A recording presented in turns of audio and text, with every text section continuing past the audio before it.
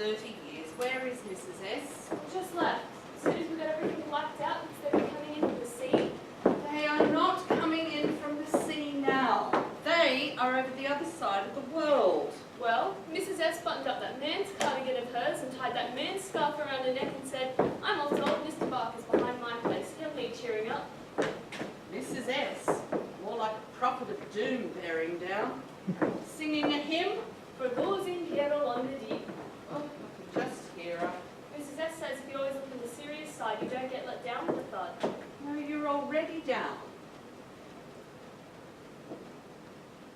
Something burning. You smell smoke. Could be someone burning off. Burning off.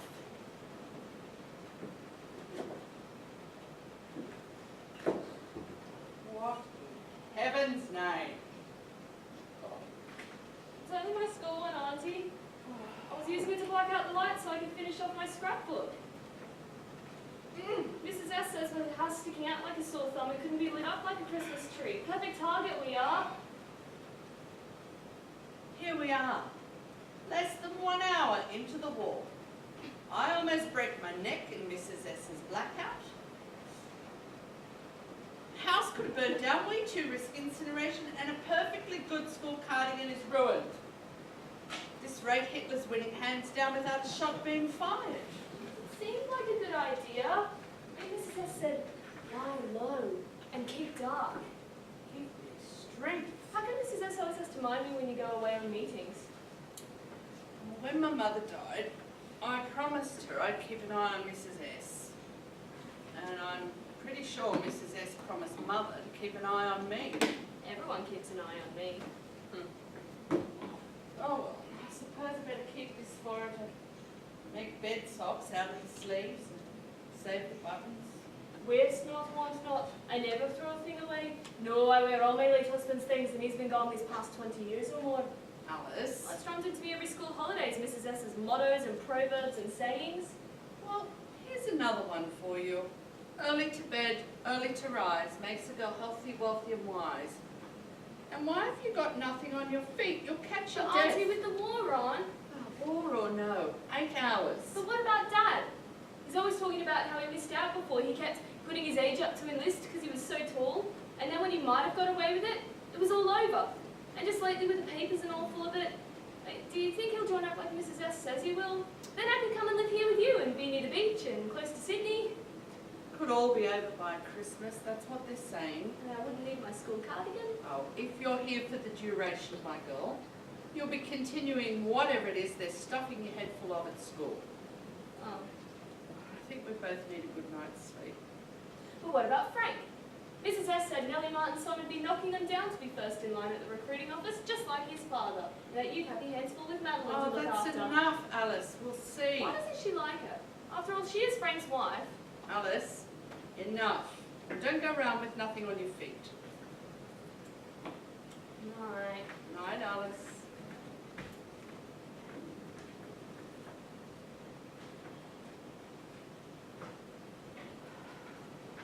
The war to end all wars.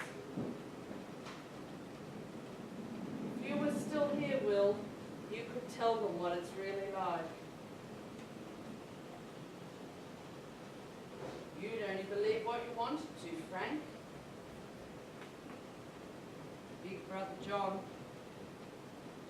Sooner fight than feed. We'll see.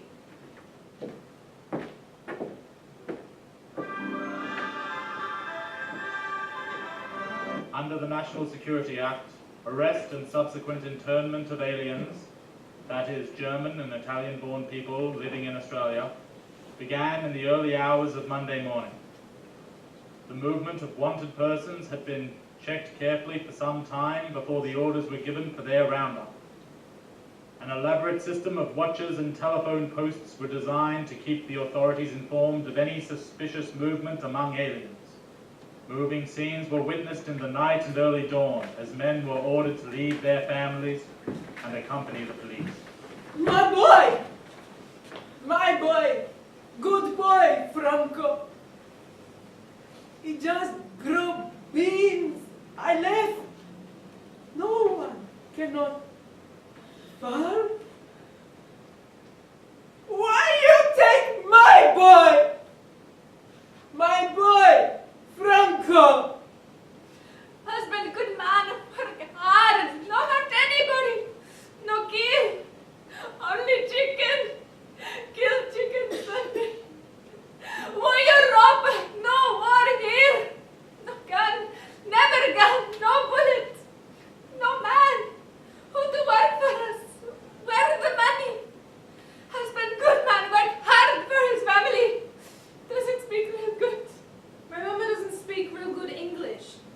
my dad and my brother John. Giovanni! John was born here. He's Australian.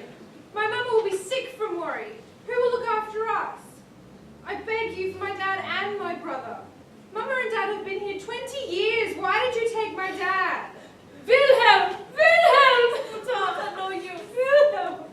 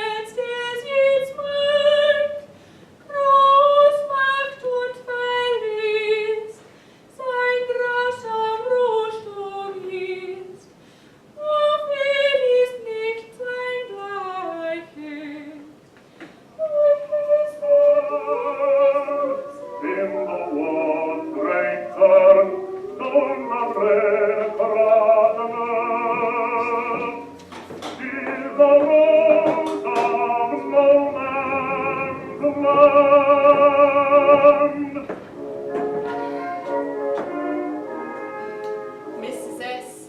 singing hymns again, sort of. We expect a good roll-up. 2 advertisements, the Mercury and the South Coast Times. Wollongong will rally, stands to reason. People are wanting to do something. Mrs. S. has brought along all her old patterns and samples from the last war. Balaclavas, socks, mittens, earmuffs, TB chest warmers. Never throws a thing away. Just enrolled a new member out there. Funny little woman. Her husband saw the ad and pushed her into it. Said one of them should join up something. Wanted to put her down for socks. She said she could knit the straight parts but turning the heel. I had thought about first aid. The poor soul turned white and said she couldn't stand the bleeding. I'd almost talked her into my fundraising committee, but wouldn't you know it? Terrified of losing the money. She's out there now in the tea room, can make a cup of tea. Oh, as Mrs. S says, you get all types and many hands make light work.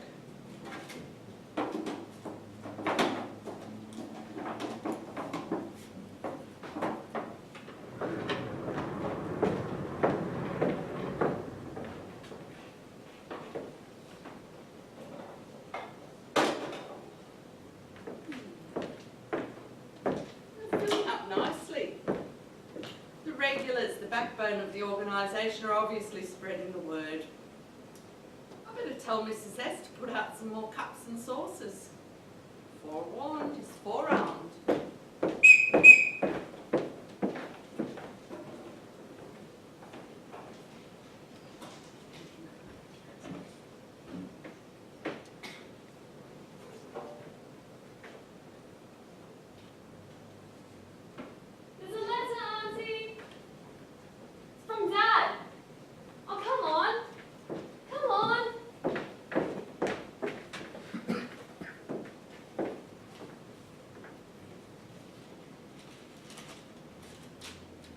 Dear Sis, well, my big chance has come at last.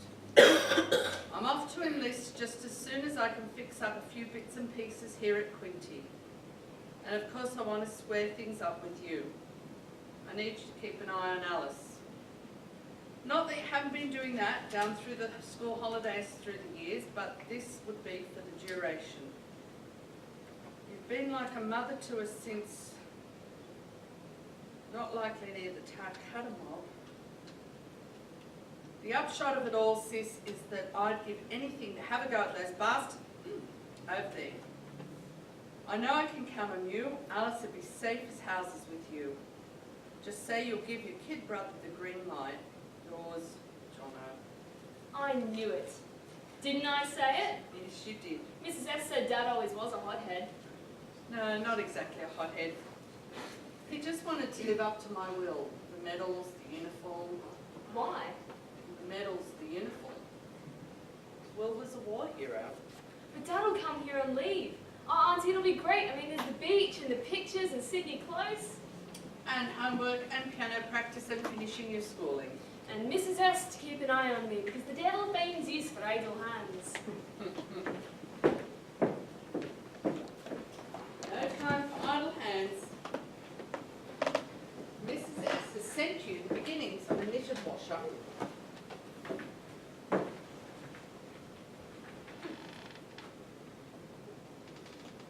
Slip the needle through the loop.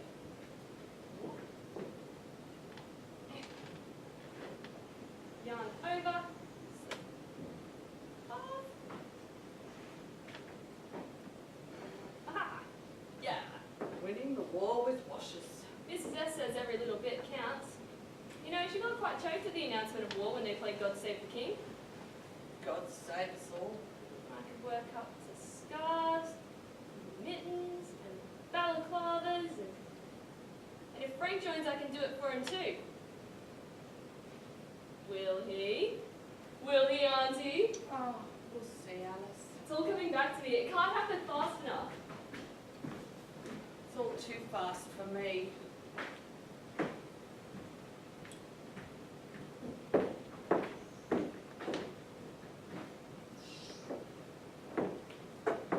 To my dear Ellen, you might make good use of this Red Cross First Aid Manual. From Mother, December 1917. All men are brothers. Henry Dewan at the Battle of Solferino, 1859. Oh, John, there's no stopping any of it, is there?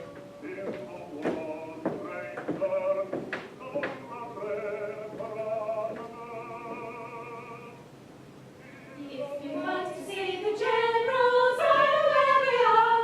I know where they are. I know where they are. If you want to see the generals, I know where they are. 200 miles behind them. So you will teach you that one tomorrow?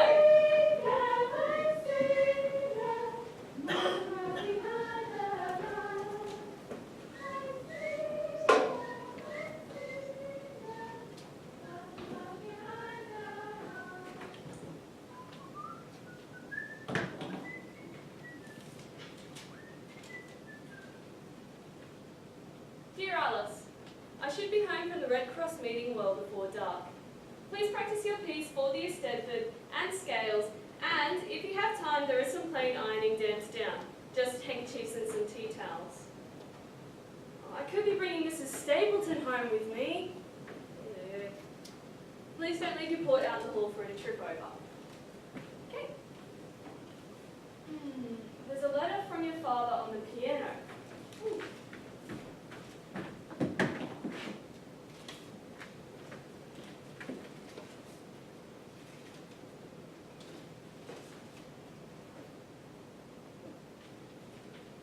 Dear Nipper, I made it. Something for that scrapbook of yours. That's me and the others who went from the old hometown being farewelled at the Mechanics Institute. The whole of Quincy turned out. Granny Preston's pikelets and scones. Oh, Mrs. Ferguson saying now is the hour. Not one for a lot of words. Wish me luck, Nipper, as you wave me goodbye. Dad.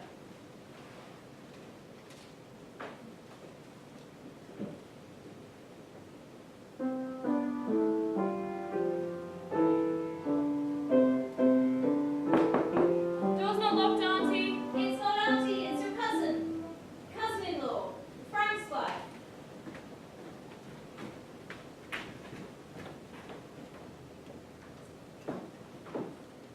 You're Alice, Jono's girl. Well, I'm Madam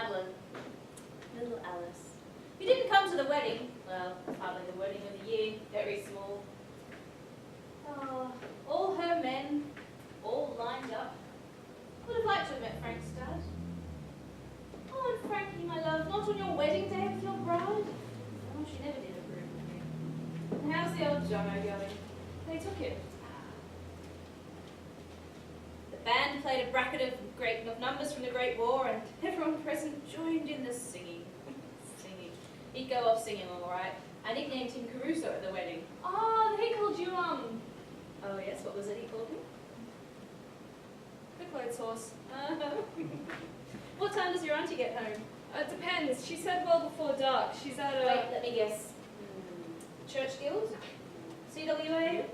Red Cross. Mm-hmm. With that Mrs. Stapleton that Frank's always telling me about. She'll save us all. I am supposed to be practicing my exam pieces and scales. Oh, musical family. But I could make you some tea if you like, and we have some tea cake. I'll get my own tea. You practice. Who knows? We may be needed to entertain the troops.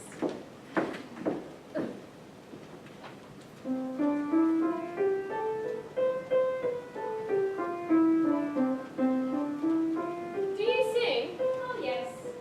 I'm teaching some of the girls in my new school Dad's old war songs. He used to sing them. So does Frank. Hanging on the old barbed wire. If you want to see the infantry, I know where they are. I know where they are. I know where they are. If you want to see the infantry, I know where they are. They're hanging on the old barbed wire. I've seen them, I've seen them, hanging on the old barbed wire. I've seen them, hanging on the old barbed wire. Oh, Mrs. Martin. Madeline? Frank's gone to Sydney. He was going to write. He did. They were all enlisting, the young ones in his firm. There was nothing I could do. Nothing anyone could do. Let's duck out the back and get that washing off before the Jew gets it.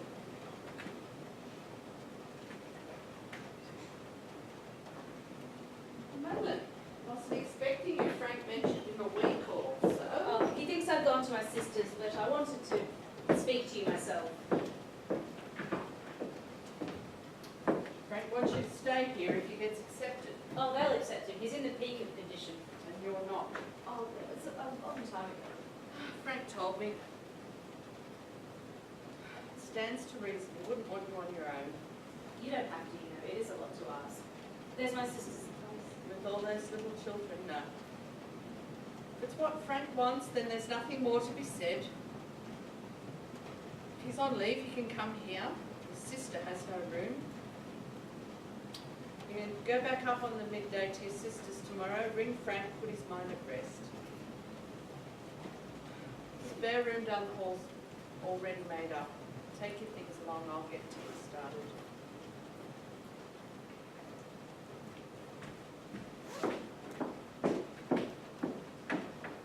Is she going to have the baby? Little pitchers have big ears. Oh, is she? She's the cat's... Madeline. Is Madeline going to... No. Madeline can't have children. Madeline is delicate. Oh, is that why you don't? Is that why I don't what? Nothing. Oh, well, if you've got nothing better to do, you can start folding that washing. I was only asking. I'm always asking. There's no easy answers.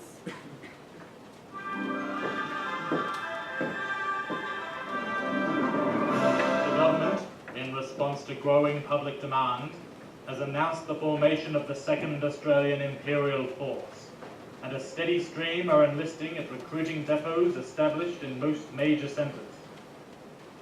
Sons and brothers of great war veterans are among the volunteers. An elderly woman, who wished to remain anonymous, stood outside the recruiting office in Martin Place handing out a 10-shilling note to each man going to enlist. One who was rejected tried to return the money, but was told, "Keep it, son, for trying." A spate of farewells are taking place in cities, suburbs, and outlying hamlets as Australia gears herself for war. The first troops are expected to sail early in the new year. Wish me luck as you wave me goodbye. Cheery up, here I go on my way. Wish me luck as you wave me goodbye. Not a tear, but a cheer, make a day. Give me a smile I can keep all the while in my heart while I'm away. Till we meet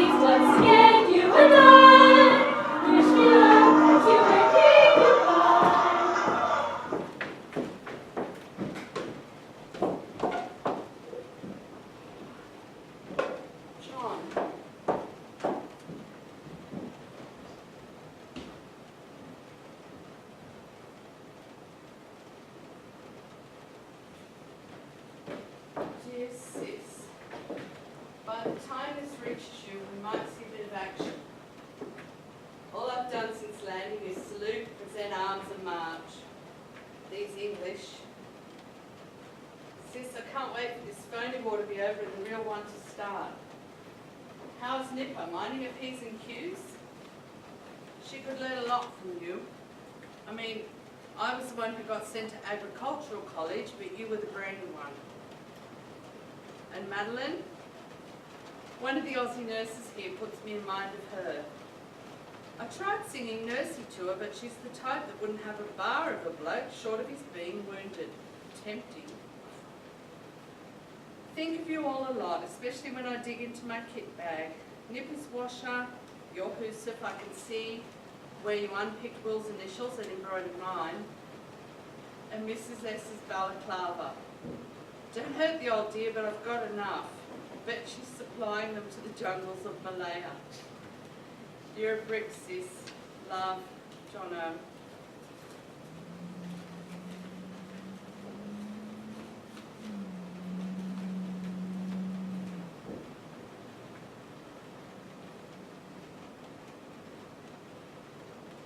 Oh, scones.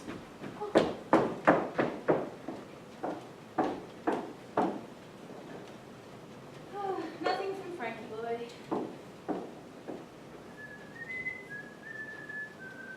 Door's not locked, Madeline.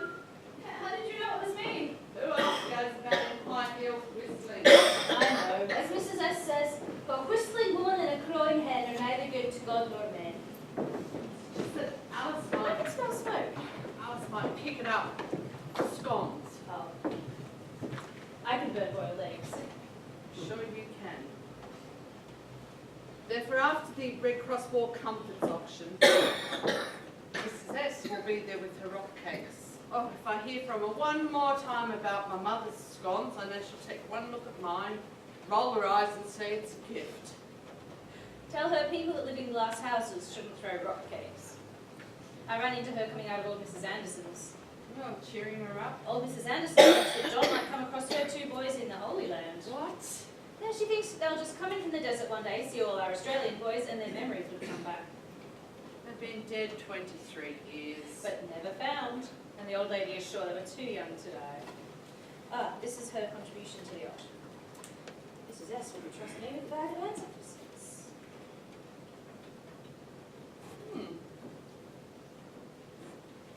Made in Germany. Exactly.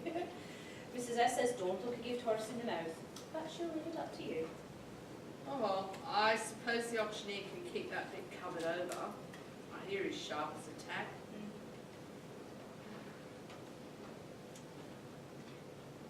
Well, I better get old Mr. Barker's books. Oh, look. Yes, he mentioned you.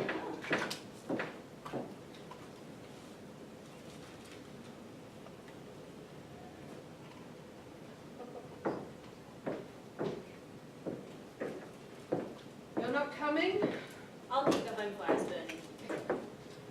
and I'll take the burnt offering.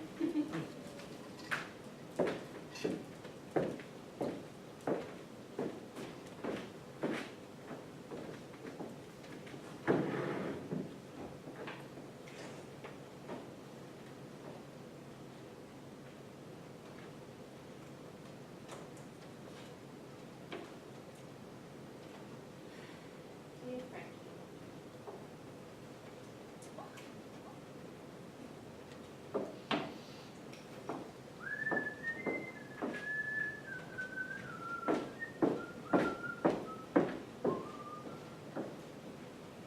Bye bye, Mrs. S. You sure you don't want to come in, have some tea, and have some of these scones? Oh! Oh! Alice! Can you give me a hand? Oh! Oh, you bought a birdcage? Oh, I tried on one. I'll leave the wretched things. I'll have to be thrown with birds. You bought a birdcage at the auction. How much did you bid for it? 3 shillings? Well, we don't even have a bird. No. And if we did, it wouldn't be caged up. It was all poo in it. There wasn't any extra. Why a birdcage? I'll tell you why. Because that auctioneer could sell ice to the Eskimos. But look at it, there's all cack in the bottom. I'm becoming convinced people donate to charity. What, they're too lazy to take to the tip. A warm glow without raising a sweat. How much did you pay for this little number? 3 shillings. Well, you should have seen him. He was standing there screaming till he was almost hoarse. This is not the time for long pockets and short arms. It's for our boys. The 6th Divi in Palestine, the 7th in Syria, the 8th in Malaria, and the 9th in North Africa. If you could see them as they came down marketplace, it'd fair choke you with emotion. Even Mrs. S had to blow a nose. Oh, then he told a joke about Snowy and Bluey and the English officer in Palestine. She almost walked out. Oh, I don't suppose there was any real harm in it. Oh, tell us. Oh, I'm no good at telling jokes. I know the one. Right, so Bluey and Snowy were with the Australian contingent in Palestine. They were just out and about one day, very casual. Along comes this little pommy officer. Little swagger, stick under one arm, lanyard round the shoulder, medals blazing in the sun. Very spit polish. Well, Bluey and Snowy go by him without even a g'day, let alone a salute. This little pommy officer starts screaming, You too! Do you know who I am? Bluey turns to his mate Snowy, Blimey, there's some poor silly bastard here who doesn't know who he is. Alice, I think this stew needs turning down. We don't want another burnt offering. Just as well he didn't tell the one about the Australian, the Englishman, and the German in the Egyptian brothel. Alice! Really, Madeline? She's only a child. Sure, he got faster than you think. Oh, it's that kind of talk. I don't want it turning out like a mother. Me? No, I was thinking of her mother.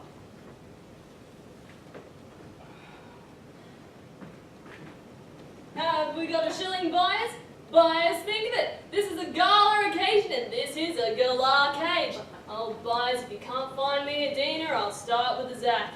Anyone with a 6pence? 6pence I'm begging. I've got 6pence. A shilling, lady in the blue hat. 1 and 6, 1 and 6. Now we're up and rolling. 2 bob, 2, 2. Gents up the back row. Half a crown. Open your hearts. How about 3? Can I find a 3? 3! Show me you care! Here you are, madam. No extra for the food. What about the scones, auntie? Weren't they going to auction off any leftover food?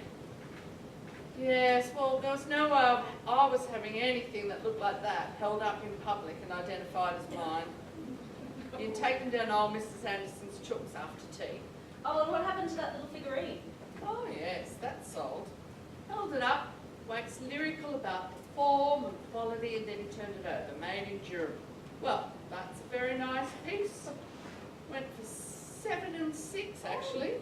What about Mr. Barker's box of books? Yes, they sold. Now let's go and give that stew another turn, Willie dear. Give it a stir. Mrs. S thought they were historical novels. Oh, that dreadful little man kept holding them up, reading out the titles with a great guffaw. Confessions of Delilah, Secrets of her Darkest Past. Well, Mrs. S started waving her hands around and questioning me about them. They were almost knocked down to her. Oh, Mr. Barker, who'd have thought? What did Mrs. S almost buy? Oh, just a few books. Oh, I think we'll have tea. After tea, you can take those scones down to old Mrs. Anderson's chooks. And what about the birdcage? Well, it'll be like most white elephant goods. Constantly recycled.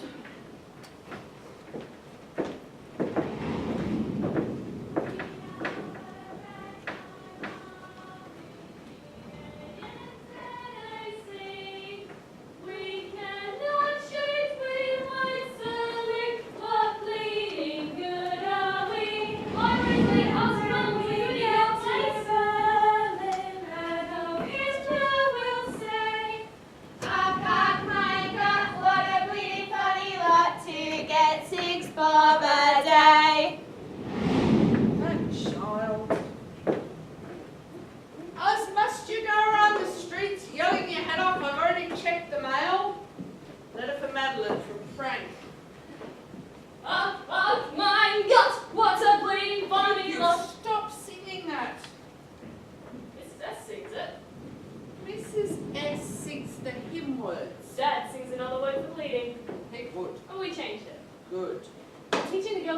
this school Dad's old war songs, and we're going to hold a backyard concert for Belgian babies. Seems that babies all over Europe are in need of warm food, clothing, and medical supplies. We're doing Nursey and Inky Pinky Parlez-Vous. I hardly think Mademoiselle from Armentiers is going to be welcomed by Rosalie's parents. And Quartermaster's store, but we're making up our own verses. Oh, that's a relief.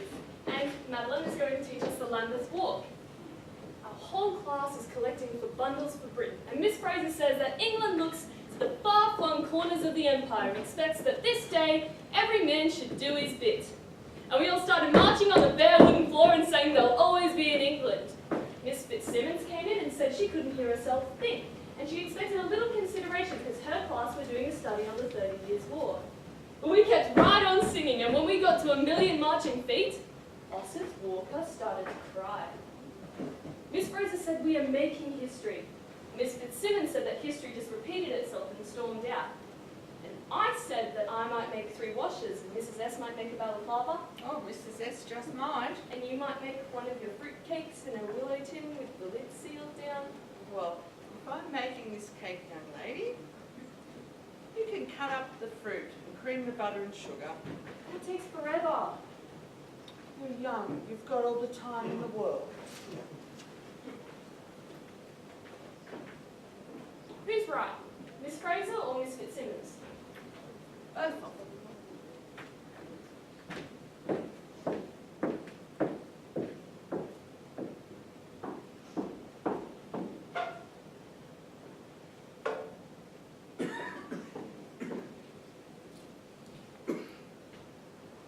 Hey, Madeline, I'm back.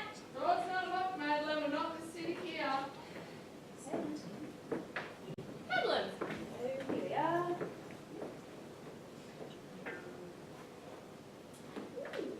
Ha.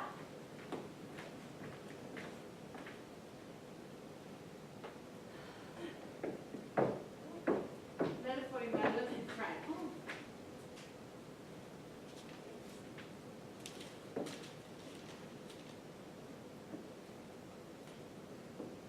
Love to Mum and Alice in Wonderland.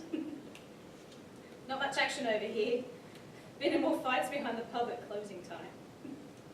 Wonder if Jono's getting any over his side of the world. Miss everyone. Mrs. S, thank her for the balaclava, but tell her to stop sending them. It's hot as hell here. Frank. So, how was your sister? Oh, fighting fit. Good. Fighting Fred. Oh. Fred's trying to enlist. Oh, with all those little children. Every time Hitler invades another country, he's up and running, ready to save everyone else's mother and babies. Denmark, Norway, Holland, Luxembourg. Oh, I know the time. When he heard about the hundreds of thousands on the beach at Dunkirk, he was all but paddling his way there. I'd got to Dunkirk in anything that floated. It was different somehow. Not fighting, rescuing. On the British Navy, those little boats, the Battle of the Little Boats, they called it. Hardly the great gunboats. Miss Fraser said the British Navy is the best the world has ever seen. They were able to sneak in without giveaway smoke because of the Welsh anthracite coal. No, not the British Navy. Just little boats and civilians. Anyway, once he'd heard that France had surrendered, Fred came running home from work, waving his newspaper at her. "France has fallen," he said. "So have I," she said. Oh, not another one. "Number 4 on the way." Oh. Men like that ought to have theirs. Alice, you got some homework to do? Rule Britannia, Britannia rules the waves. Britain never, never shall be slaves. I'm a sleepy child. Put your things away. I'll get us something to drink.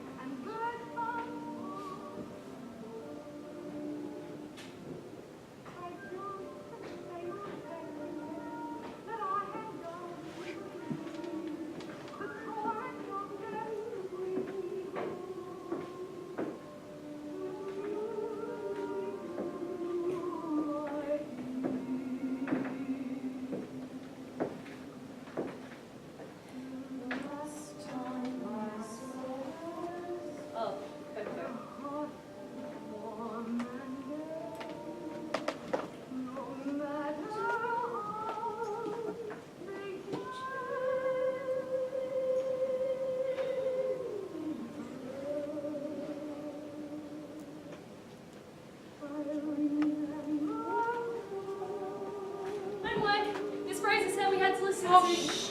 The news. the news. As the German command continues to launch the entire might of its Luftwaffe against the English mainland, the mother country stands resolute and alone. Its inhabitants watch the skies night and day as thousands upon thousands of enemy sorties bomb RAF bases and civilians remorselessly. London's 15 million refuse to bow under Hitler's might. Their courage already a legend in the free world. Wherever there's a cottage small, beside a field of grain, there'll always be an angle, the of pity is sweet. Wherever there's a turning wheel, who undaunted by odds, unwearied in their constant challenge and mortal danger, are turning the tide of the world war by their prowess and by their devotion. Never in the field of human conflict was so much hope by so many to so few. Among the few were 22 Australian pilots, 13 survived.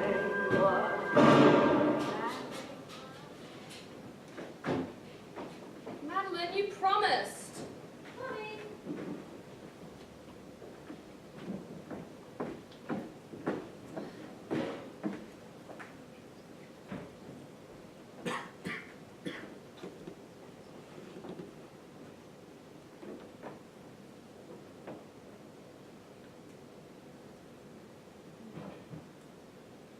Maybe Hera? And a bit of Lippy.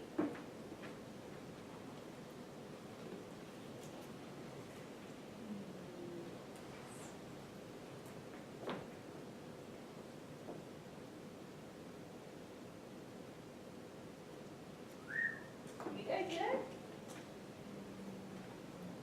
Here's to good old London town. You know the words. 1, 2, 3, 4. When you go down Lambeth Way, any evening, any day, you'll find them all doing the Lambeth Walk. Oi! Everything's bright and breezy. Do as you done, well pleasy. Why don't you make your way there? Go there, stay there. Every little Lambeth gal has a little Lambeth pal. You'll find them all doing the Lambeth Walk. Oi! Wow, we made quite a team. Why don't you put your hair up? I don't think so. Oh, I think so. What do you think, Alice? Oh yeah, you're really pretty, you know. Dad says when you were younger you were a real good sort. Alice? We used to do underneath the spreading chestnut tree. Underneath the spreading chestnut tree, there she sits on my knee. All the little birdies go tweet, tweet, tweet, neath the spreading chestnut tree. I don't know why I'm getting up to these shenanigans. I'll be late for my meeting. Oh, I've got to set up the canteen at the hall. Would you like to come, Alice? Oh yeah. I think not. Alice has got things to do here. Don't let that washing get damp. Looks like there's a storm coming.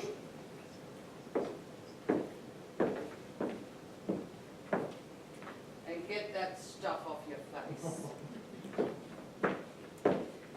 You'll find them all doing the Lambeth Walk. Oi! We're gonna hang out the washing on the Siegfried line. Have you any dirty washing, mother dear?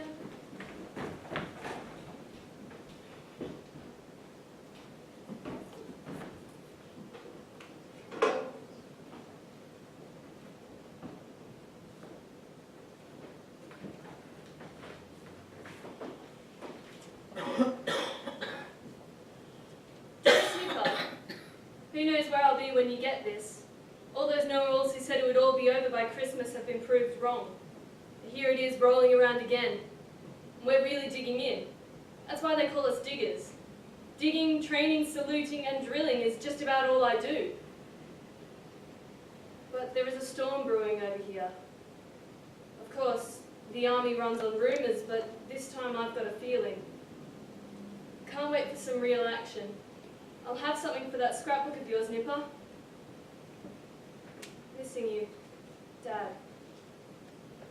We're gonna hang out the washing on the Siegfried line, if the Siegfried line's still there.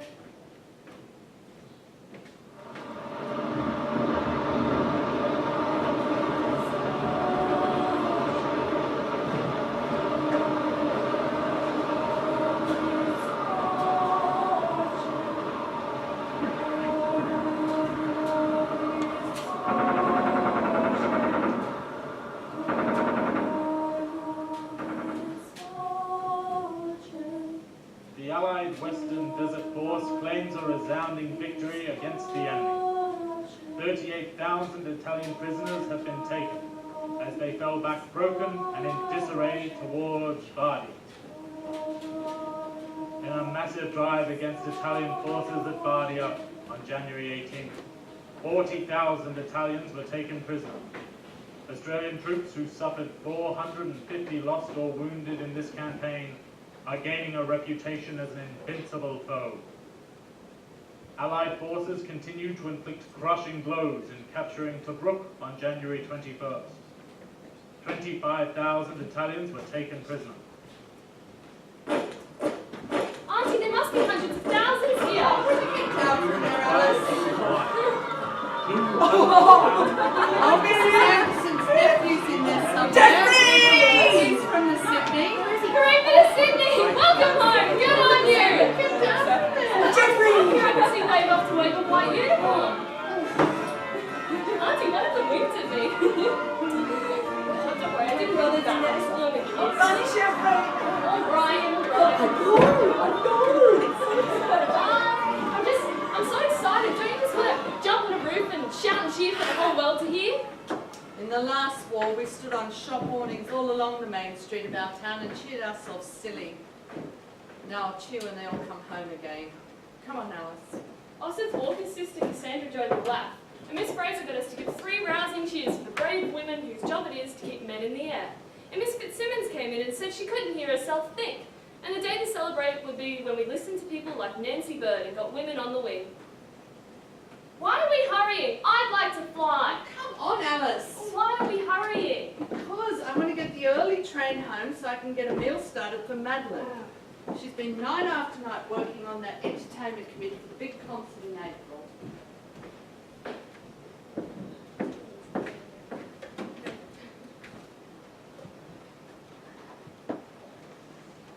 For all the boys, wherever they may be, and for the girls they left behind.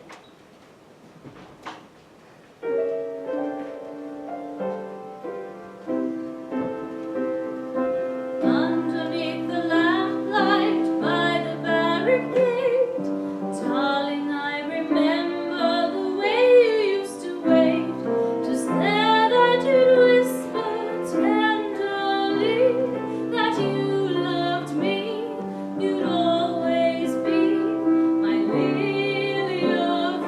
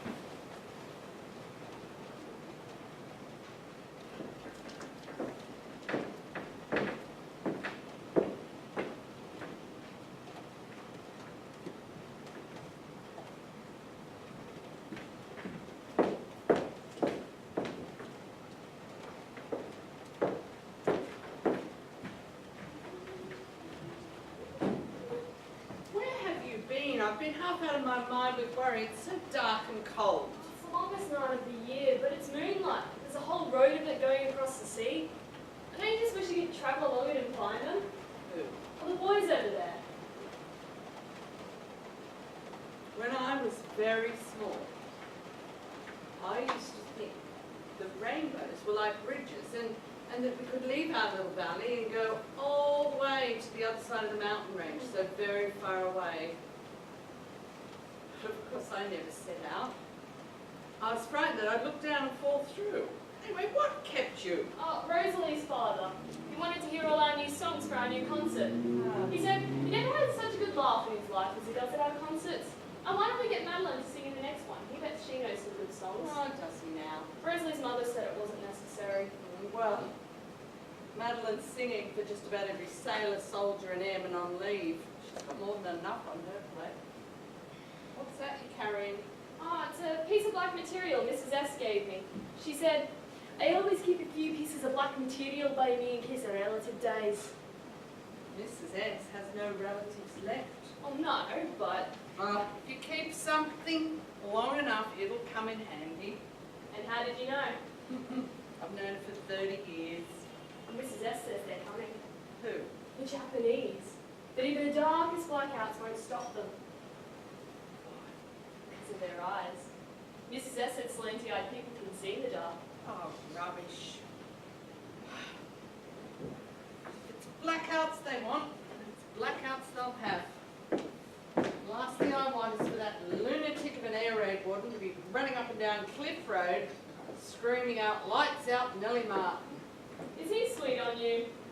Whatever gave you that idea? Mrs. S said he had intentions. Oh. Well, my intention is to get this stuff up. You can go to bed. No. Night. Just a minute.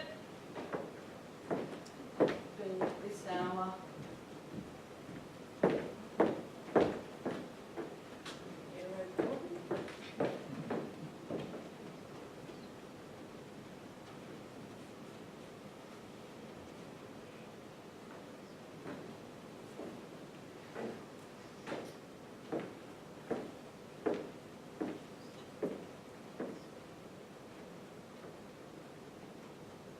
Alice. Just a minute.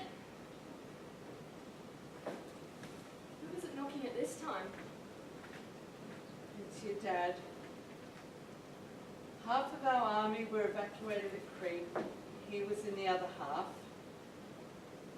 He's been captured. Oh, Alice.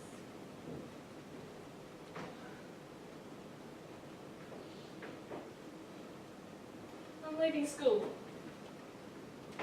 I can get a job making bombs. That'll bring him home faster than marching on the spot and singing There'll Always Be in England. Miss Fraser said that England would protect us, so why didn't they?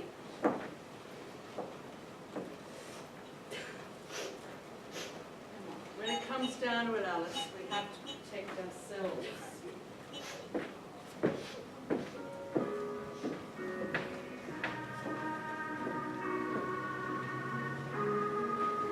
Thousands have packed the cathedral and are spilling into the streets. It is a hushed and sober gathering, a fitting and distinguished farewell to those gallant men of the HMAS Sydney, sunk with all hands off Western Australia on November the 10th.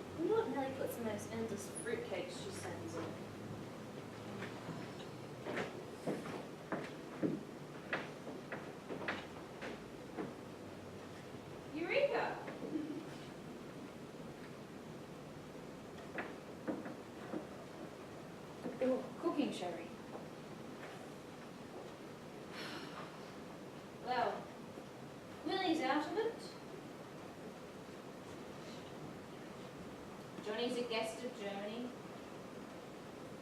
And Frankie, where are you, lover boy?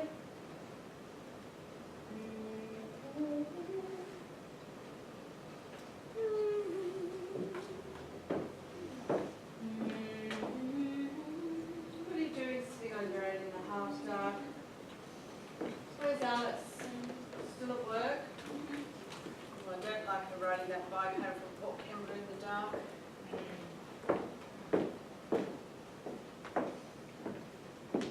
Listen to the news?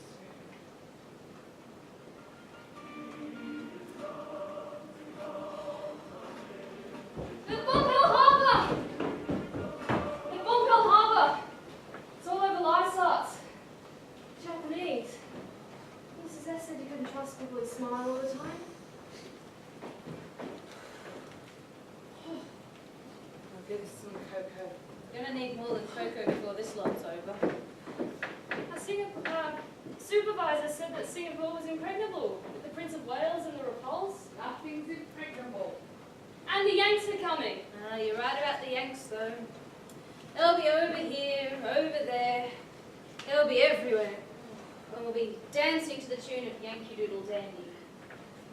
And looking to Uncle Sam instead of Mother England.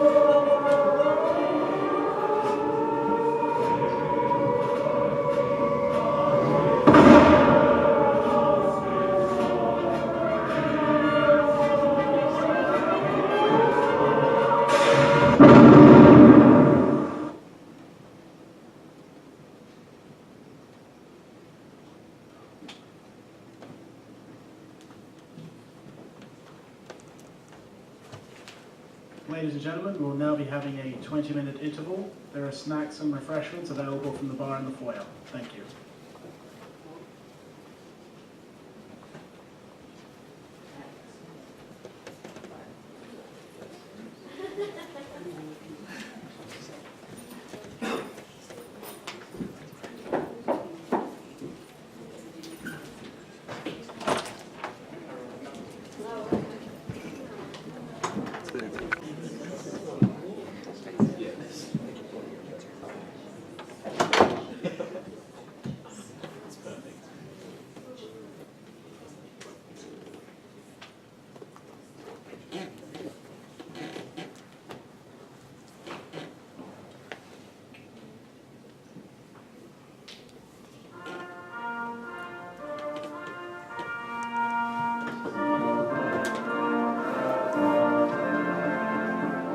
The great British battleships, the Prince of Wales and the Repulse, have been lost to Japanese bombers. Japanese forces, now unleashed against the Pacific arena of war, move inexorably towards the Malayan Peninsula and the island of Singapore. Australian confidence lies in the strength of 130,000 British Empire troops, including our own 8th Division, who stand ready in defence. Attack is expected by sea. The Malayan jungle to the north presents an impenetrable barrier to the attack by land. The Prime Minister, Mr. John Curtin, since declaring war with Japan, has continued to urge Australians to stand firm, mustering everything we can of unity, resolution and strength. Singapore must not and will not fall.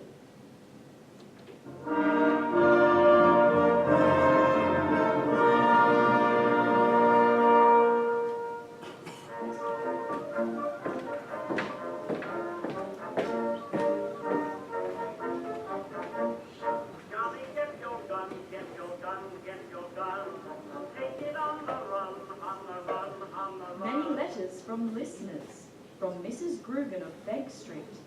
My economy hint is to save all my slivers of toilet soap, no matter how small, tie together in a cut-off foot of a stocking and use just as you would use a full cake of soap. And Mrs. McIntosh of Albany Street, how to make 1 pound of butter into 2.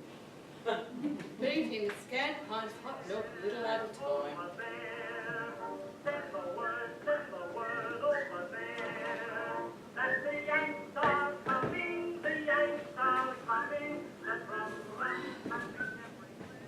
I'm home. I'm late. The audits need a rush order. The summer's still going. This week will be 60 hours, maybe even more. Our supervisor said we were fulfilling a vital need. Bit weary, but I'm off to Red Cross for first aid training after tea. You still coming? Any news? Yes, I'm still coming, and no news, not from Frank or the Red Cross. There's talk in town of invasion. Our supervisor says with the formation of the AWAS, women will come to the fore. I could join the army. Rubbish. Firstly, you're too young. Secondly, you'd need your father's permission. And thirdly, manpower would never release you from your essential war work. Just keep the munitions coming, my girl. And you've got a smudge on your cheek. Oh, but Madeline's late. You'll have time to change before tea. why don't we go to Madeline's classes? Oh, well, firstly, because you giggle, and secondly, don't mind about secondly, just give your neck a good scrub. Ow! All the hair on my arm is burnt off, and I bet my fringe is all shriveled up. I hate this gas heater. We should send it to the Japs. Just try not to burn the house down, Alice. And use that dipper to soak the bucket of soapy water. Mrs. S says it's good for aphids on the roses. Well, our supervisor says that we should be planting vegetables instead of flowers. Beetroot makes an attractive border with its deep red curly foliage, and lettuce and other shallow-rooted vegetables can take pride of place amongst lesser important shrubs and perennials. It was all in a magazine she had.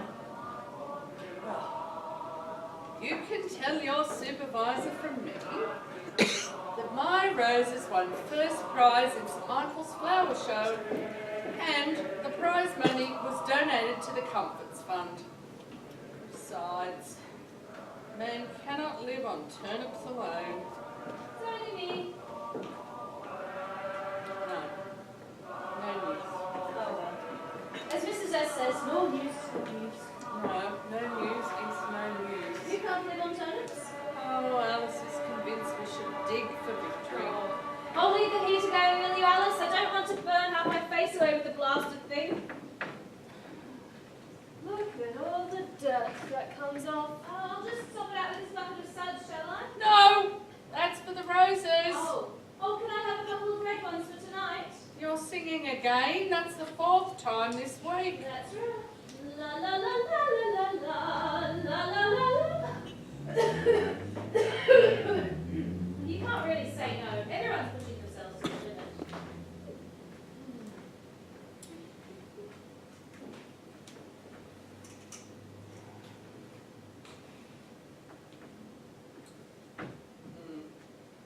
Oh well, glad I'm not intimidated by the gas stove or we'd never eat. Singapore has fallen. 134,000 Allied troops have been taken prisoner of war, including 15,000 of the Australian 8th Division. The Prime Minister, Mr. John Curtin, has issued a nationwide statement. Our honeymoon has finished. It is now work or fight, as we have never worked before. Hours previously devoted to leisure must be given to the duties of war. Every citizen has a parallel duty to that of the fighting man in the fighting forces. All of us are now obligated by fate to a more salutary way of life. I tell this nation that as things stand today in Australia, brains and brawn are better than beer and beds. This is total war. You must fight or work. Yo!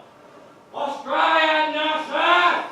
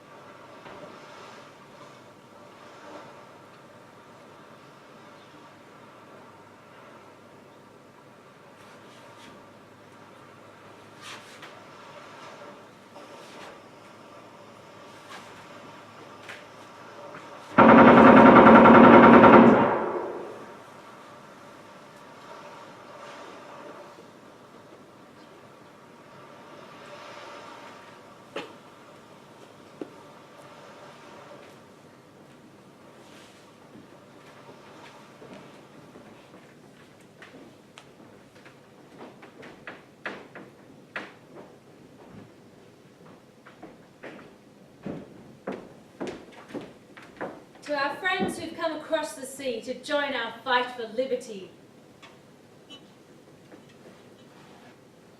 I'm a Yankee Doodle dandy, Yankee Doodle do or die. A real-life nephew of my Uncle Sam, born on the 4th of July. I'm a Yankee Doodle sweetheart, she's my Yankee Doodle joy. Yankee Doodle came to Aussie in a flying fortress, I am that Yankee Doodle boy.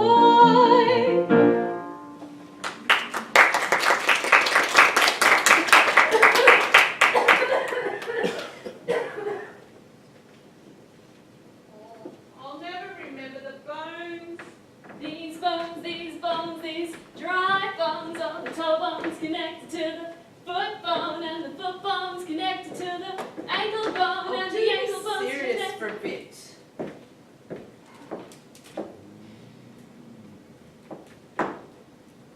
Phalanges, metatarsus, tarsus, tibia, fibia, patella, femur. Tarsus, metatarsus, radius, ulna, humerus, clavicle, mandible, maxillae, zygomatic, ethnoid, Parietal. parietal, occipital, temporal, mastoid. It would have been easier if we'd had Madeline as instructor. Not for me, it wouldn't. Now you hear mine. Mastoid, temporal, occipital, parietal, frontal, sphenoid, ethmoid, nasal, lacrimal, zygomatic, maxillae, clavicle, sternum, humerus, radius, ulna, carpus, metacarpus, phalanges, femur, patella, tibia, fibula, tarsus, metatarsus, phalanges. Nursey, I'm getting Oh, wussy. the confidence of youth. What about your bandages? Figure of 8 for hand, wrist and shoulder. St. John sling, narrow arm sling, cape line sling, ascending picker, descending spicker.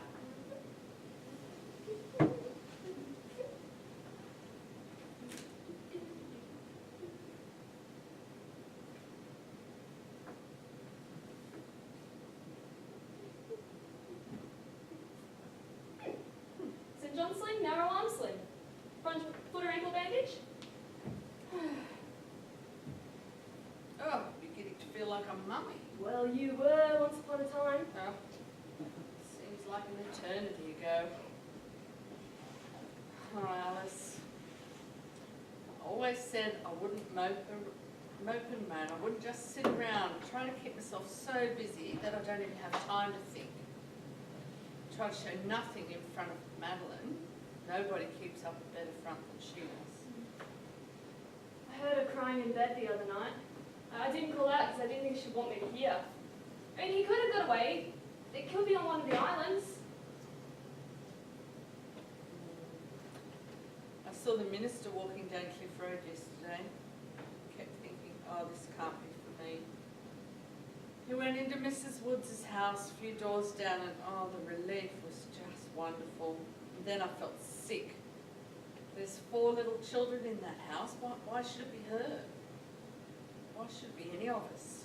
Well, the news could come through any day. In the last Red Cross message we got from Dad, they seem to be getting some parcels and even, getting up to that concert party. Maybe that's all they're allowed to write. I don't know anymore, Alice. I guess we have to read between the lines. When this war's over, we'll know the truth of it. Our supervisor said that Darwin was a lot worse than anyone was saying, but she didn't think I could hear. If you spread bad news at work, they look at you as if you're against the war effort. All she said was that we have to work back late almost every night, and that we women should feel proud of being an essential part of winning victory. Most of the time I just feel tired. I pass you, Alice, on the St. John's and the narrow arm sling, but what is that on her leg? Mind you, I'm only an instructor, not an examiner. I just got carried away. Oh, we know our bones. Oh, spare me, I'm bone weary. Well, that's not surprising. What with entertaining and instructing. Oh, I'd swap it all if they'd take me back. Nursing. They're so short, but I'm not fit. Keen, but not fit. When I think of all the nurses and all the wars before this one, all the wars to come. More?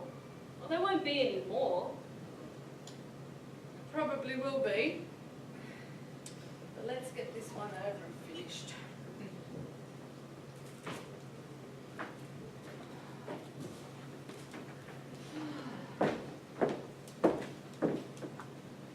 There's a treat for you on the kitchen table, Madeline. I heard they got some in that little shop down the road. Sure enough, it was kept for me under the counter. Nice little woman, that. Her son was in Brook. Night, Madeline. Night. Don't wait up. You look dead beat.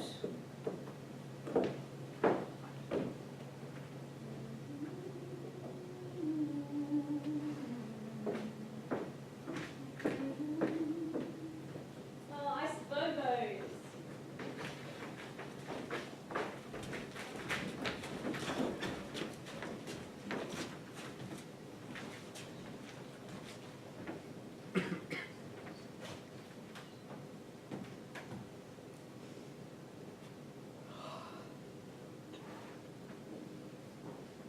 Waiting long? Not long. You been long? Not really. Waited 2 hours yesterday. What are we lined up for? Dunno. Yesterday was tinned fish. What are we lined up for? Dunno. Yesterday was tinned fish. She don't know neither. Said yesterday was tinned fish. Get We any? already know that. Get any? Too late. Mind you, I'd like to get a good look under the counter.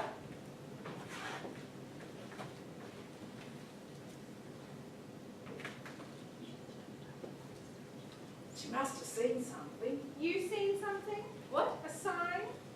No skin off my nose. And they put that little American flag in the pot near the till. I can tell there's a little something under the counter. She can tell.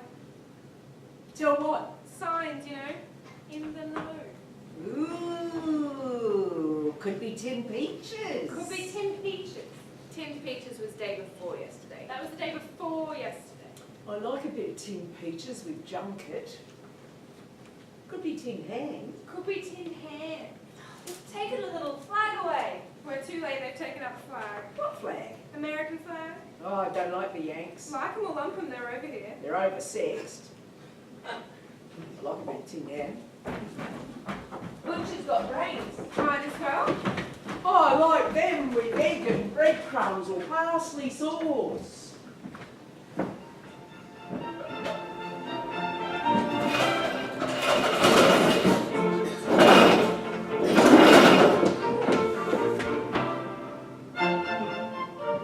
Where on earth did you get that? And that? Mrs. S. She keeps them behind that little shed behind the empty chook pen. You should see what's in there. Hasn't thrown a thing out for 40 years. Could say Mrs. S keeps a good shed. Not to mention that treasure trove under her house. All the shovels and picks and tomahawks and axes. Well, spare me the axes. That thing's dangerous enough, even if you do keep it locked away. What are you planning on doing with it? You swing it like this. Mrs. S showed me. Said her husband was an artist with the scythe. What the mower won't cut, you mow down with this. You know all that paspalum and Paddy's lucerne behind our place? I'm going to start a victory garden. Well, so you'll be legless, but we'll have runner beans, eh? What's that you got there? Mrs. S sent her carrot thingies. Says you can eat the lot, the tops as well. You can cook them as a green. Heard it on the wireless. You can cook young turnip greens and beetroot tops. Beetroot tops are similar to spinach. I think I'll stick to the spinach. How is Mrs. S? Oh, Mrs. S was in a state. A yank wolf whistled her. You know. She was coming down Crown Street and the wind blew her dress up a bit at the back and this yank coming behind her whistles. He was given the round of the kitchen right there in the middle of the street. Mrs. S dressed him down, poked her umbrella at him and said, he was one of those men whose own mothers would disown him. Would have loved to have seen his face when she turned around. She said he was whistling when he was coming, but wasn't when he was going. And he's not whistling yet, I'll be bound. She says it's all because of the slacks women are wearing since the war. It maddens men. Oh, Harvest Festival. No wonder Mrs. S is in her front yard singing Bringing in Sheaves. I am the bearer of great joy. Yankee chocolate. It seems some unknown American boy left it in her letterbox and she wants to share. But our Mrs. S, always giving away something. Piece of chocolate, piece of a lime. Oh, I got one of those as well. It seems that women wearing trousers is worse than women whistling. It maddens men. Hey. What is this anyway? Some agricultural revolution. Our supervisor says when the harvests are ready, women will come into their own. A great army of them will reap and sow. I wouldn't mind reaping and sowing. And doing your spining. Madeline's right. Posters make it look all glowing, but the reality would be backbreaking. Besides... I know. I'm needed making munitions. There's not much glory in that either. Not much glory in any of it, Alice. But if it's reaping and sowing that you want, as long as the front yard's tidy, I'll be happy. As for the back, well, I'm happy if I can get to the clothesline. It's not like we'll be playing croquet or any other civilised pursuits, at least not for the duration. I'll put these away then. I'm going to help the volunteers dig the slit trenches in the park. Mrs. S has a mattock. Wouldn't have anything to do with all those soldiers helping out down there now, would it? What? Next thing you know, she'll be falling for one of those good-looking Italian prisoners of war. All dark eyes and so forth. She's only a few months short of 18. Oh, she's a child. War does things to you, you know. Think a walk might do me good. Oh, yes. Watch out for those Yanks. Rubbish.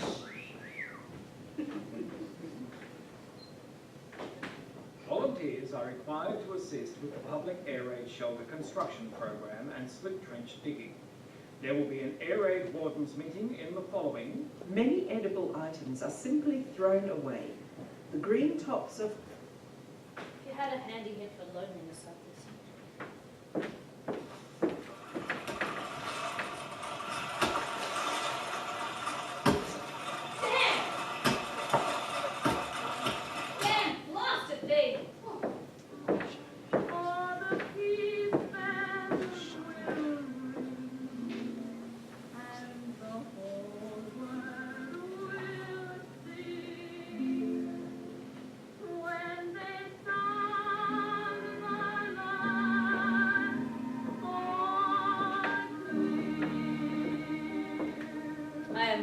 Cut out for digging trenches.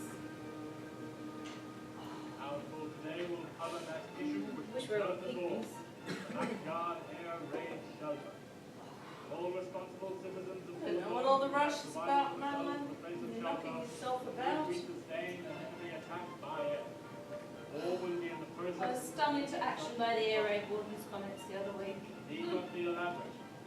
That tin hat's gone to his head. Members of the household. Just a little pipsqueak, he thinks a black armband. I'm not carrying out his orders. I'm just concerned that if we don't get around to it, he's going to come over and do it for us. Oh, is that what he's proposing? Mrs. S said she wouldn't be surprised if he proposed. Rubbish. Got a good mind to get out there and start digging. All clear and sound. Don't panic. Don't telephone. Don't look out the window. Don't shut your windows. Don't sit on the front of the window. Carry out your air raid warden's instructions. Listen. Oh, below the air raid warden will probably be out when it happens, if it happens. You'll be at the first aid post, you'll be at the munitions factory, and I'll be plane spotting. What I worry about is Mrs. S. When we had that trial run a few weeks ago, she changed into a best white nightgown, crawled under a kitchen table with a hymn book, an Afghan rug and an orange. Well, Mr. Barker wouldn't even get out of bed. He said, I'd just as soon die comfortable reading a good book as down to crouching in some dirty little slit trench half full of water. Did that at Somme. I don't know why I'm saying this, but I worry about Mrs. S too on her own. Feel like we should be keeping an eye on her. Well, she's kept a beady eye on us long enough. Alice. And given us pieces of her mind. We could close in one end of the back veranda into a sort of sleep out. Well, I think Mrs. S might be past that. And then I'd sleep out. I could do it easily. I think you could do anything if you had to. I'm not sure what Mrs. S would think. I suppose we could put it to her. May as well be under one kitchen table as another. More corns and palaces, me and my mouth. We'll all be eating oranges and singing Have I Eat With Me. I'll be singing Fight the Good Fight. Well, I'll start measuring up then. You know, if only Dad could see me now. He used to always say, yeah, give us that nipper, you'll cut your hand off, you khaki-handed southpaw.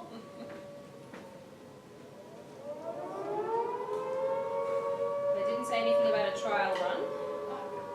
I can't hear any planes.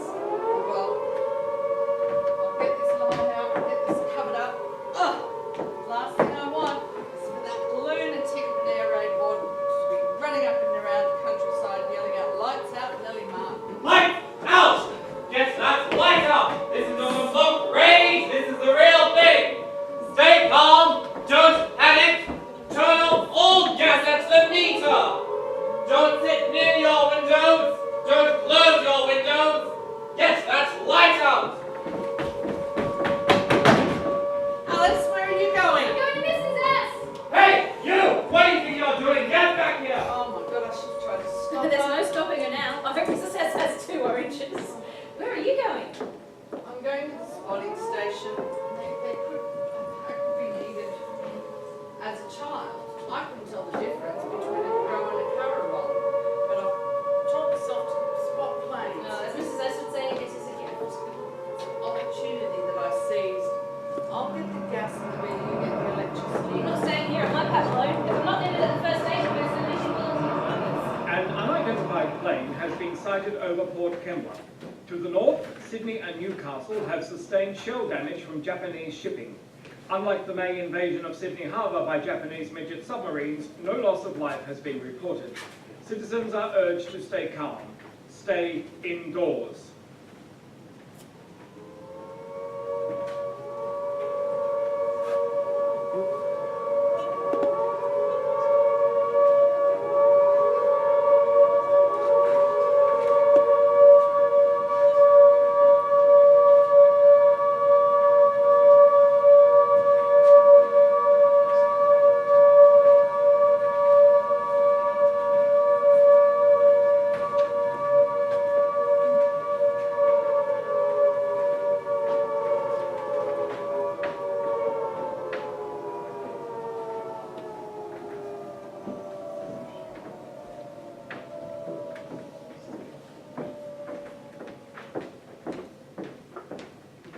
Oh, I'm beginning to wish I'd never said yes. Oh, rubbish. They'll love it. And it's the best cause we could ever be involved in. Bound to help Johnny and Frank. Oh, Mrs. S will have a pink fit when she sees me out there on the stage. Jealousy. Why, I'm jealous myself. That top looks better on you than on me. Oh, for 2 pins I'd bow out. There can't be 2 Andrews sisters. Come on, Alice. Just getting that one little bit of news has made all the difference to me. He's alive. I keep saying it. Just the sound of it makes you want to get out there and give it all you've got and then some. I mean, he's a prisoner, but alive. Thank God for the Red Cross. I guess for them I can be an Andrews sister for one night. I hate the sound of that place. Changy. Sounds like a great steel door clanging shut. Come on, Alice, before I get cold feet. Just pasting some new numbers on the wheel. Oh, I've forgotten all about that thing. My friend is going to run it. Let me guess, the private. Uh-huh. Don't know what Mrs. S is going to have to say about that. He's not a Yank. No, I mean, gambling. Ah, she gave me a bottle for a prize when I asked. You see, all the lucky number holders are able to pick up a wrapped bottle from the display. Mrs. S gave you a bottle, but she's a teetotaler. Coffee and chicory essence. Oh. I thought it big. Love to see the face of that winner when he catches a peep. Yeah. Mrs. S strikes again. Alice, what have you got stuffed down your shirt? Oh, it's not me. I just put 3 hankies in each side. Hope they don't come loose when we go dancing about. I'm not going to be dancing about too much, I hope. It looks good, and just those few steps we practiced. War effort, here we come. Ladies, a plate. Gentlemen, a bottle.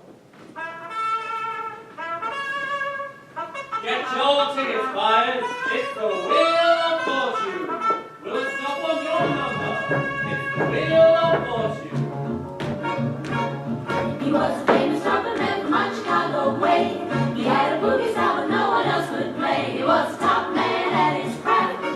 But then his number came up and he was following the draft. He's in the army now, a blowing reveille. He's a boogie woogie bugle boy of Company B. Of all the boys I've known and I've known.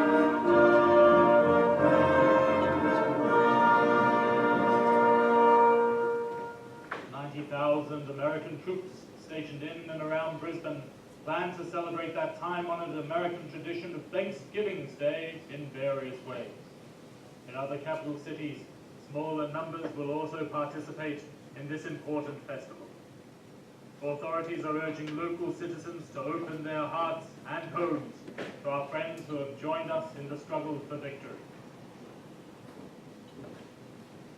Auntie, can we have one? Have what? A yank. What for? Oh, for Thanksgiving. Thanksgiving? And what crowd are you going to celebrate with? Rationing and shortages don't leave much room for splurging. Besides, we don't know any Americans. I do. Oh, how many? Oh, just one. Just how well do you know him? Well, his Nat, that's what he calls his mum, and Pa, that's his dad, live on a farm in Kansas with a big red barn and whole fields of wheat and corn. Only they planted at the time that we harvested.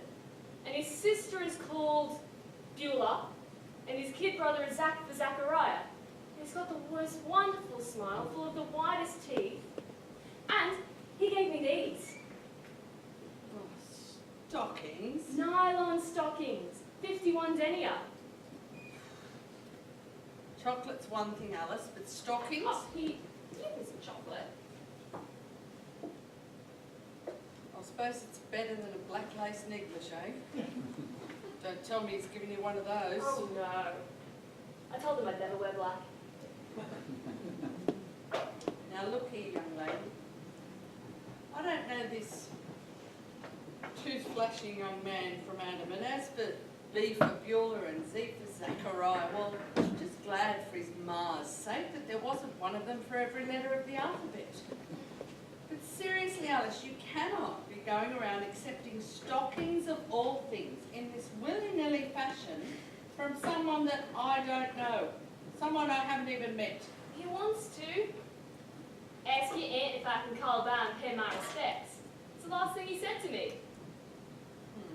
Mrs. S will be here. You know what she thinks about Americans after her little incident? But they're on our side. Yes, I'll never forget the Battle of the Coral Sea. Pains me to say it, could never have done it without them. He has the most wonderful manners. Opens doors. After you. Excuse me. Thank you very much. You're welcome. And he would never whistle at anyone. Like Mrs. S. I don't suppose there's any real harm in having one of them over. Go down to old Mrs. Anderson's and see if we can buy one of the chooks that stopped laying. Simmer it for hours and I can concoct some kind of mock cranberry sauce. Yeah, he could have dinner with a real family. It'd be nice to have another face other than Mrs. S at the table. Well, get going, girl, before I change my mind. Oh, here. You can have it. I'm sure to get a box of them if he comes to dinner. Or maybe an orchid. It'll bring Frank and John home any quicker. Feed an army on. From radio announcer Wilson Irving. There was this crowd of diggers gathered outside on the footpath outside the American PX in Brisbane. We asked what's wrong. They said, we're not allowed in. Someone else said they're around there drinking beer in our bloody canteen. There was American MPs about 7 feet tall with these great big waddies. Oh, look, I'm not hanging around here. Here I did. And all of a sudden, 2 argumentative diggers began to argue with the MPs at the door. I couldn't hear, but I saw what happened next. On the footpath, there were some of these no parking signs that have big circular steel bases. A digger grabbed one of these and heaved it straight through this enormous plate glass window. Well, the MPs moved in and the fight started. Did they fight? Before we knew what happened, there were hundreds of diggers everywhere. Private Edward Webster, an Australian, was shot dead by an American MP. John Hind, ABC correspondent, heard the shooting from the Gresham Hotel. There was a lot of stirring and battling going on, and then there were more shots, and they shot an Australian with a riot gun. The street was full of milling people, mainly Australians, and the more and more American MPs. The fighting went on for something like 3 days.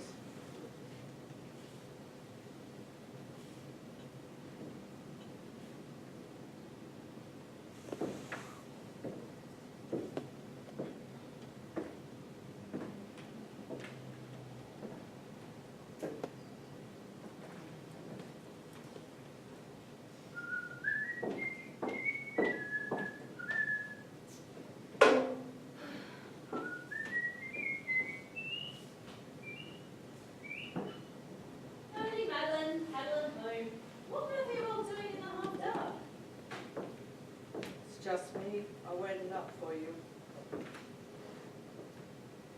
Jono? No.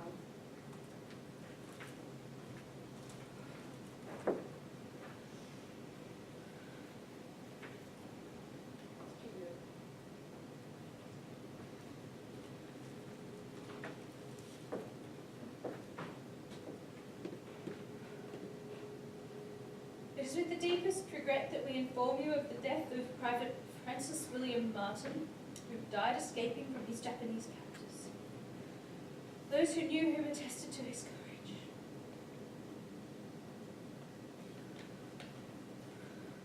Wonder did they drape his coffin with the Australian flag? Have a guard of honour for him like we did for those Japanese sailors in Sydney Harbour. Mrs. S. made him another balaclava and some socks. Wanted me to send some knee warmers as well. Can turn cold in the night. She'll be toasted. He probably never got anything. Nothing was ever acknowledged. Mrs. S was right. Can't trust anyone that smiles all the time. Go around her in the morning. Oh! She was so angry. That's what I can't forgive them for and why I can't find any comfort.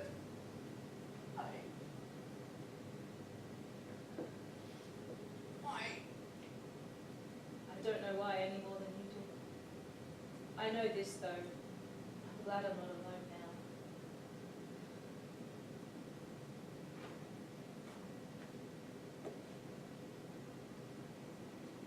I'm glad you're here too, Madeline. Send him off happy. Gave him memories. I'll put this with the rest of the last 3 years. It all fits into some box from some fancy chocolates you paid an arm and leg for on that first lick.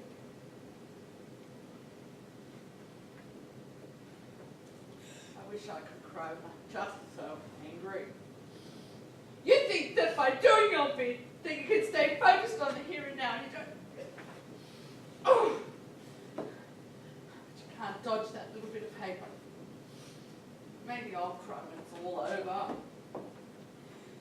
I've been the same. I thought if you paid your way generously in this world, you wouldn't lie awake at night tormented. I could have tried to stop him enlisting, feigned another hemorrhage. He always did exactly what he wanted. Even marrying me. Yeah, he did. Now I am. Not your average daughter-in-law? No, not your average at all. Come on, I'll make us some cocoa. You need to get to bed. I'll wait up for Alice. I'll make the cocoa and we'll both wait out for Alice. We need to talk. Just the two of us. So, who's she got in tow this time? Soldier, sailor or airman? Still aim for Adam, I think. Lost track. That's a worry. It's always a uniform, though. Seems to turn your everyday garden variety fellow into something special. Suppose I was the same once. The myth and the legend makers have a lot to answer for. Why did any of you have to go? Johnny, motherless child to rear and a farm to run? And you, Frank, with your sick wife? I suppose I made it easy for you to follow in the footsteps of the heroes. And you will, wounded and decorated. I often wondered about that bullet in your leg.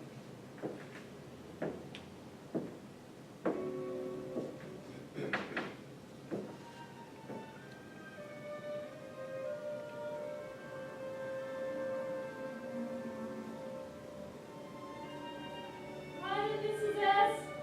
You're not coming in then? It's no trouble to make you a cuppa. Fine. Thanks.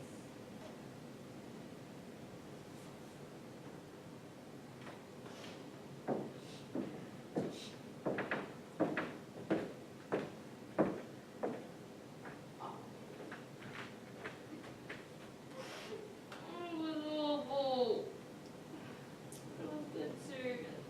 There were bands playing and everyone was cheering and crying all at once, just like when Dad and Frank left. He was so beautiful in his white uniform. We stayed on the dock till he couldn't see anything anymore. Mrs. S went down the other end till he was on board, and then she came and found me again when the ship was pulling out. And we all joined hands and sang Old Lang Syne, and Mrs. S blew her nose and she said it was only the wind, and I was pushing away tears with the back of my hand, and I said it was the salt spray. Good old Mrs. S. I suppose you got the customary balaclava. And mittens, and knee warmers, and 3 washes. And it was awful. I was shivering a bit, and she asked me if I had a singlet on, in front of him. She still asks me that in front of anyone who happens to be around. Poor Adam. Before she left us on our own, she took both his hands and said, "Kas nere kalt er may be out," because of him coming from the other side of the world, and she can't use it on anyone else. It doesn't quite have the same ring to it, does it?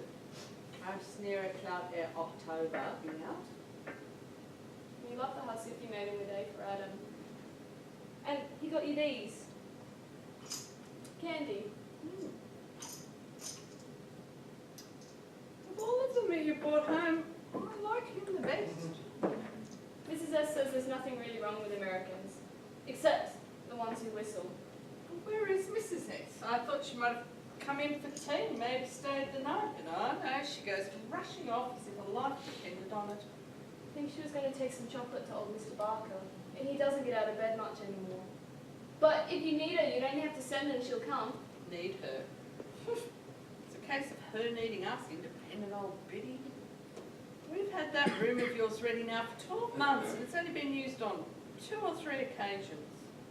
Underneath that kitchen table of hers is like a little cubby. There's a lumpy mattress off the old day bed, a hymn book, a torch, and a whole bowl of oranges. But it hasn't been used much either. Where's Madeline? I don't know. I can't keep track. She's on the go night and day. Won't let anyone get close. Since Frank died, it's as if she's driven. Wants to get the war over as fast as possible. We all do. And for some of us, it'll never really be over. We used to lie awake at night after we got word about Frank and thinking about Dad, wondering if he would try to get out. I mean, it seemed so horrible for someone who had all that land and couldn't even stand city clothes to be cooped up. But in those few little messages we get, he tries to sound as game as Ned Kelly. You remember when he wrote, "Me and Will Shakespeare are mates since we put on bits for Midsummer Night's Dream"? You'd have to play part. Always up to mischief. We are winning, aren't we? But the Americans are confident. I don't know, Alice. It's taking too long. I believe we've won when I see Johnny coming back down the gangplank. Will he still be like he was? Mucking around, always shagging? Will none of us ever be the same, Alice? We'll be older, maybe wiser,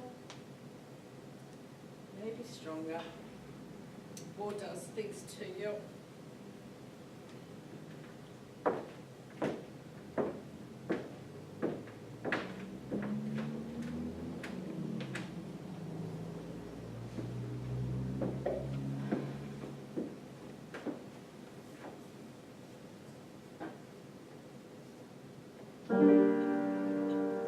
When Johnny comes marching home again, hurrah, hurrah. When Johnny comes marching home again, hurrah, hurrah. The bands will play, the girls will shout, the people, they will all turn round, and we'll all be there when Johnny comes marching home.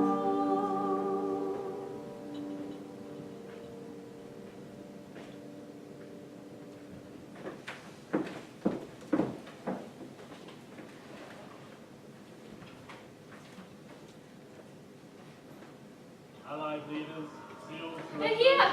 Come on, they're coming down the gangplank! Oh, he's on at the front ranks. Oh my God! Mark! Hey, I think I can see his head! Mark! Please feel to cripple me if I try and run. Try! I can't see him now. Well, there seem to be some Red Cross nurses. No doubt about the old Jono. I think he's sitting. I think he's sitting down. Troy! Michael! Dad!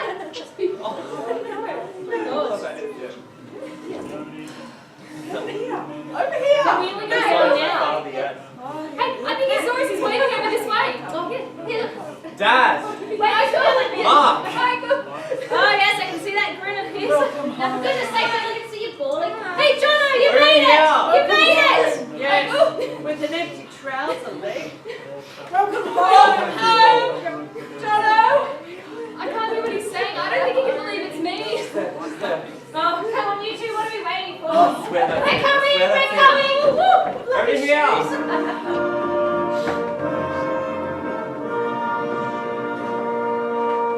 With victory in Europe achieved, the Allied forces are ready to launch every force they can muster to achieve the end of the Pacific conflict. Nothing, it seems, will persuade the Japanese Emperor, Hirohito, to order his people to lay down their arms.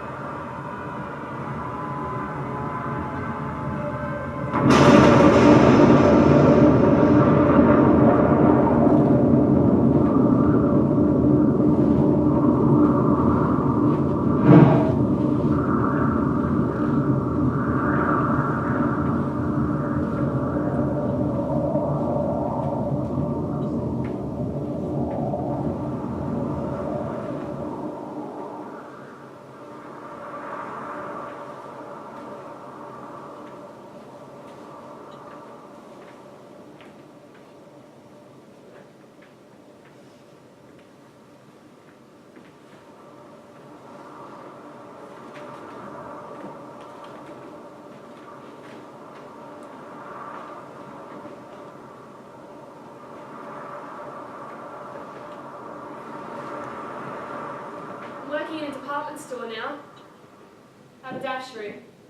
Of course, it was far more interesting and much better paid working at Lysart's than selling bloomer elastic by the yard. But at the end of the war, we all had to give up our jobs. Dad is up at Concord getting his artificial leg adjusted. Old Mr. Barker died. In bed. Reading a good book. Too much celebrating on VP Day, Mrs. S said. Mrs. S wanted a bathe with me at the funeral, but in the end, Auntie won and we had to fight the good fight. April Adam's still in uniform. with an occupational job in Japan. I mean, we're not engaged or anything, but we write.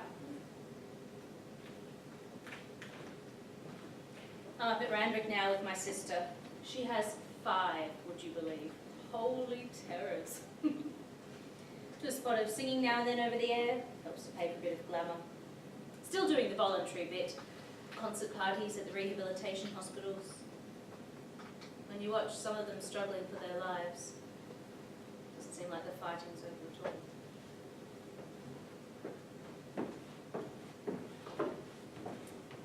all. Oh, Mrs. Anderson's chooks are laying well.